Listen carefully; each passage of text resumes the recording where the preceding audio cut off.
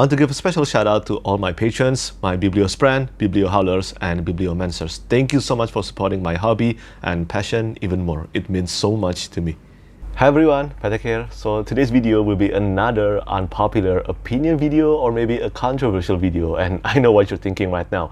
I mean, I just posted a video talking about the most disappointing books I read within this year. And now I'm going to do another controversial or negative video. But in my defense, I do not think that today's video is entirely negative, because today I will be talking about 10 popular fantasy or science fiction books that I would love to try again, because I think they would improve so much on reread. So there are two reasons why I'm making this kind of video. And the first one is that I do not think that a DNF instantly means that it's a horrible book. I do not think that. I think in many occasions, the reason why we end up DNFing a book, by the way, DNF means did not finish, for those of you who don't know. Yeah, I think there have been many occasions where the reason we DNF a book is simply because we weren't in the right reading mood for it. I'm going to quickly give a few examples here. The first one is Red Sister by Marc Lawrence. Red Sister is the first book in the Book of the Ancestor trilogy. The first time I read through Red Sister, I thought it was great. I did not think of it as something special, but the second time I read through Red Sister, it became one of my favorite books. Then there is also The Name of the Wind by Petrik. The first time I read through The Name of the Wind, I thought it was incredible, but I also thought that it was slightly overrated, overhyped. But the second time I read through The Name of the Wind, it was back in 2018, I think. It was early 2018. It became one of my top favorite books. I practically consider it the best fantasy debut to ever exist right now. And finally, the best example for this situation will have to be, for me anyway, it will have to be The Crimson Queen by Alex Hudson. I DNFed The Crimson Queen.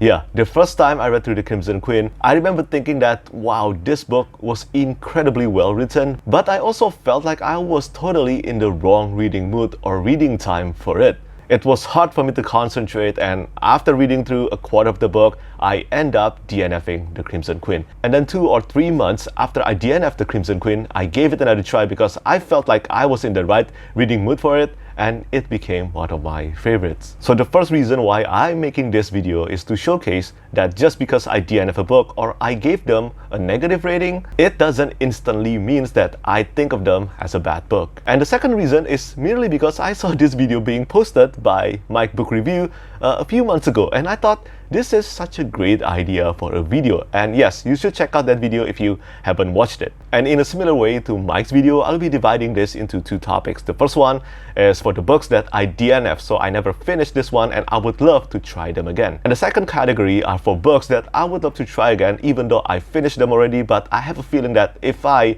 gave them another try, there is a good chance with the right criteria, I would end up loving them so much more. So consider this a fresh expectations reread. So let's start with the first category. There are 3 books here, and I will start with probably the most unpopular opinion first, and it is for Mort by Terry Pratchett. So Mort has been considered by many Discworld and Terry Pratchett's fans as the best place for readers who want to start their journey in reading Discworld, because this is the first book in the Death sub-series in the entire 41 books Discworld series. So I gave Mort a try, I think it was last year or maybe 2 years ago, and I couldn't finish it. I'm really sorry. I just do not think that it is a funny book, even though people always say that Terry Pratchett is really good at comedy. And I read Mort, and from the first 40% of the book, I just never found myself compelled. Well, I never found the book to be funny, and I'm not gonna lie, well, I end up feeling bored with it pretty quickly.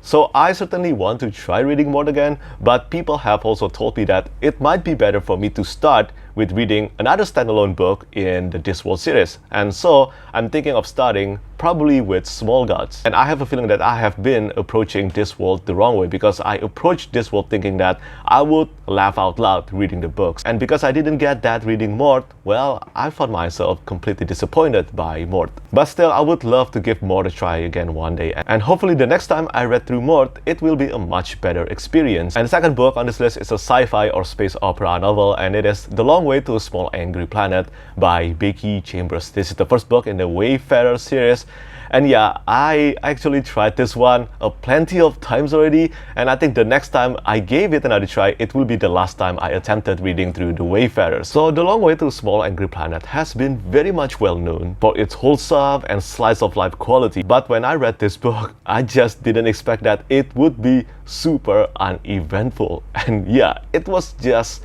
uneventful throughout the whole book. At least the part that I read anyway. I read probably around 30% of the book, and I do not think the reason I DNF The Long Way to Small Angry Planet is because I dislike the slice of life subgenre, because slice of life is actually one of my favorite subgenre, at least when I'm reading manga or watching anime. But it is true that when I'm reading fantasy or sci-fi novels, so far it is incredibly rare for me to end up loving a slice of life fantasy or sci-fi novel. At least until I read Legends and Lattes by Travis Baldree this year. Turns out the possibility is there because I love Legends and Lattes. So the next time I want to try reading The Long Way to Small Angry Planet, what a mouthful of a title, I will make sure to try it when I'm really in the right mood to just sit back, relaxed, and I do not feel like I want to read anything intense. This book and series has received so many praises, but I couldn't even get through the first 30% of The Long Way to Small Angry Planet. But still, this is another book that I still want to try in the future. The last book in the first category is The Fall of Light by Steven Erikson.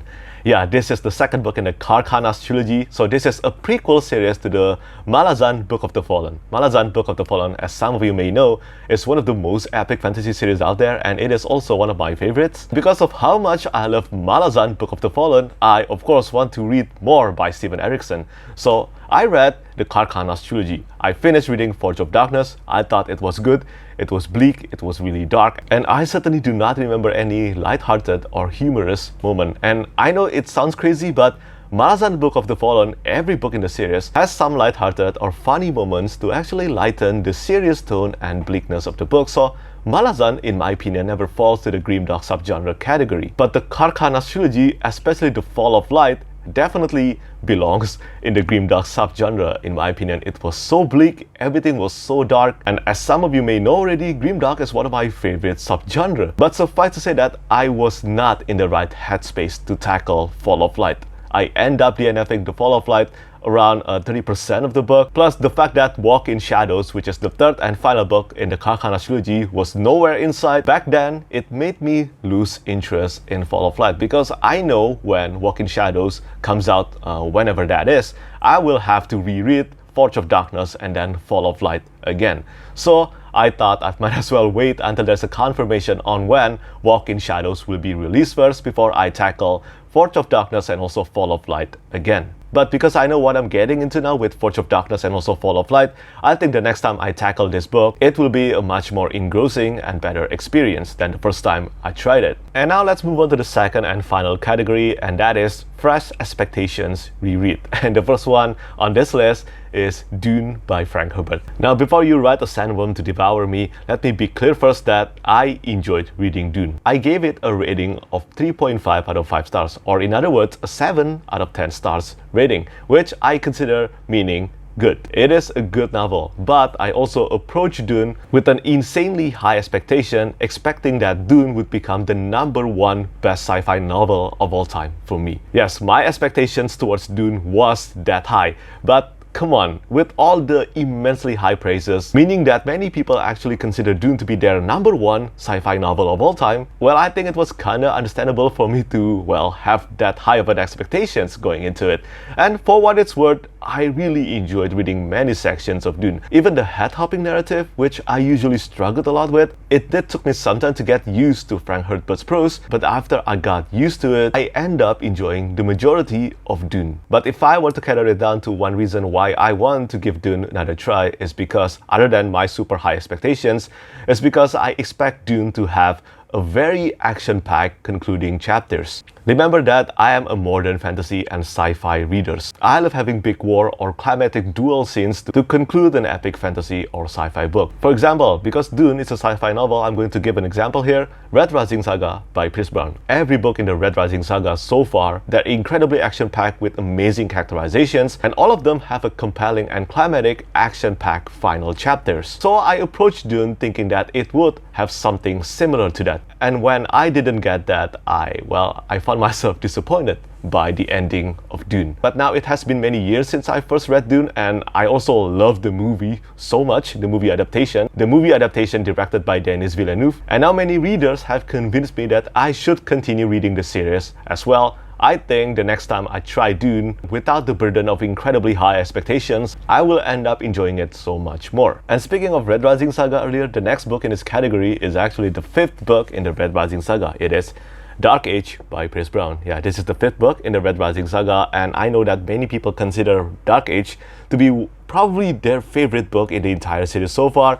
But from my first experience, even though I still liked it overall, well, this is my unpopular opinion, okay? I consider Dark Age to be my least favorite book in the entire series so far. Just like Dune, I still gave this one a 3.5 out of 5 stars rating, which is a 7 out of 10 stars. But there are two main reasons why Dark Age didn't click as much as I wanted to on my first time reading through it. And the first reason is because it has been a while since I read through the previous 4 books in the series, and definitely has been a while since I read the first trilogy, Red Rising, Golden Sun, and Morning Star, before I tackle Dark Age. And reading Dark Age without doing a proper reread of the previous 4 books, in my opinion, and based on my experience, is a mistake. There are so many characters now in the series by the time we reach Dark Age, and it took me a long time to remember who these characters are, besides the main characters, of course. And the second main reason is because Dark Age, well, it lived up to the title. It is an incredibly dark book, and once again, I need to remind you that grimdark